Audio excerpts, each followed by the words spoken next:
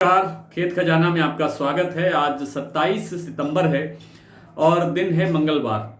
आज सरसों के बाजार में कल जो गिरावट आई थी वो उसी लेवल पर जाकर के एक बार रुक गया है बाजार, और कहीं कहीं 20 रुपए 50 रुपए का सुधार है तो कहीं 20 रुपए की और गिरावट भी है। जैसे जयपुर का बाजार 6325 के आसपास आ गया है, कल 6350 रुपए था।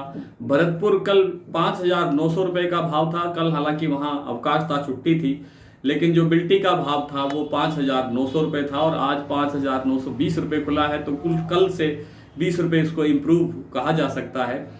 लेकिन सरसों में जो गिरावट बड़े स्तर पर आ चुकी है उसके पीछे विदेशी जो आयातित तेल हैं उनकी बढ़ती हुई मात्रा है और उनके अंदर जो जबरदस्त गिरावट आ रही है, उन सब कारणों से सरसों का बाजार डाउन है। कुछ 2-3 दिन पहले या पिछले सप्ताह में आगरा के अंदर एक वैश्विक सम्मेलन हुआ था खाद्य तेलों को लेकर के। उसमें कुछ इंडोनेशिया के प्रतिनिधि भी थे और कुछ भारतीय प्रतिनिधि भी थे।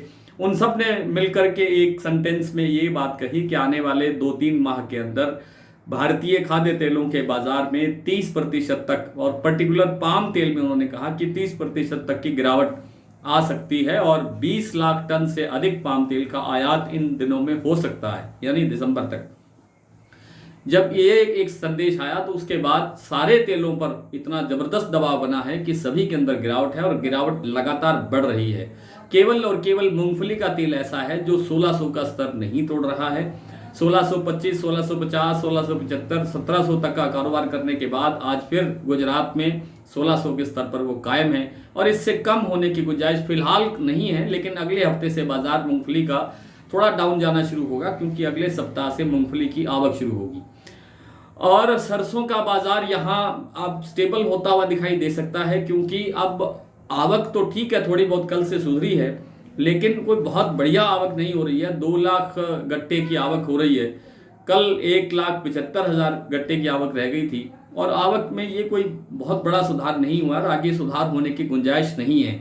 यानी बिकवाल भी नहीं है, लेवाल कम है तो बिकवाल भी नहीं है, इसलिए बाजार यहाँ ठहर सकता है और गिरावट की आशंका तो कम है। लेकिन चूंकि अब सामने त्योहार है, एकमात्र ये सहारा सरसों के तेल में और सरसों में बचा हुआ है कि सामने त्योहारी सीजन है। अगर इस त्योहारी सीजन के अंदर मांग निकलती है तो बाजार 100, 150, 200 रुपए तक का सुधार भी दिखा सकता है। कुछ साथियों ने बाजरे के बारे में कमेंट किया, बाजरे के बारे में पूछा कि बाजरे में क्या रहेगा। बाजरे में देखिए, पिछले सप्ताह जो बरसात आई थी उस बरसात से थोड़ा सा फसल पर थोड़ा सा कोई विपरीत असर पड़ने की संभावना से बाजार जो 1800 से नीचे चला गया था उसमें थोड़ा बहुत सुधार हुआ है। 20-25 रुपए का सुधार वापसी आया है और इसके बाद बाजार एक बार ठहरा हुआ है। अब अगले सप्ताह से या 10 दिन बाद से आवक में और तेजी आएगी। अभी कुछ मंडियों में आवक राजस्थान में हो रही है, तो आवक बढ़ने से बाजार जो बाजरे का बाजार है उसके अंदर गिरावट आ सकती है और निश्चित रूप से आनी भी है, क्योंकि जब आवक बढ़ती है किसी चीज़ की तो गिरावट बढ़ती है।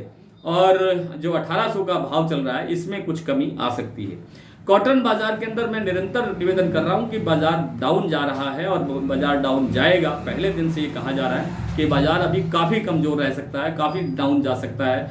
अभी तक बाजार 9000 रुपये के स्तर पर कारोबार दिखा रहा है राजस्थान और हरियाणा की मंडियों में, और 10,000 के स्तर का कारोबार दिखा रहा है गुजरात की मंडियों में, और जो आपके महाराष्ट्र और मध्य प्रदेश है वहाँ पर भी 9 से 10,000 रुपये प्रति क्विंटल के हिसाब से कॉटन में कारोबार हो रहा है। लेकिन आगे आगे आवकों में और सुधार होना है और सुधार होने से बाजार डाउन जाएगा। बाजार अभी और डाउन जाने की पोजीशन में है। आइए कुछ मंडियों के भाव देखते हैं। सरसों में आज जयपुर का भरतपुर का भाव है 5,920, जयपुर का है 6,325, दिल्ली 6,250, सलोनी 6,750 से 6,775, दादरी 6,200, सुमेरपुर 6,200, नागौर 6,000 और खैरथल मंडी 5,900, ग्वालियर 5,950, गंगापुर 6,080, विजयनगर 5,531, अलवर 6,000, निर्वई मंडी 6,000, टोंक 5,980, मुरैना 5,900, कोटा 5,700, सिरसा 5,750, अबोहर 5,820, एलनाबाद 5,851, नोहर 5,710, आदमपुर 5,740, नडवई मंडी 5,920, हिसार 5,700 और बारा मंडी 5,666। नरमा आज सिरसा में बिका है 9,162, हनुमानगढ़ में 9,100, इलाहाबाद में 9,021, विजयनगर में 8,550 और मोड़ मंडी में नरमा बिका है 9,150। कल आपसे फिर मुलाकात होगी, तब तक के लिए नमस्कार।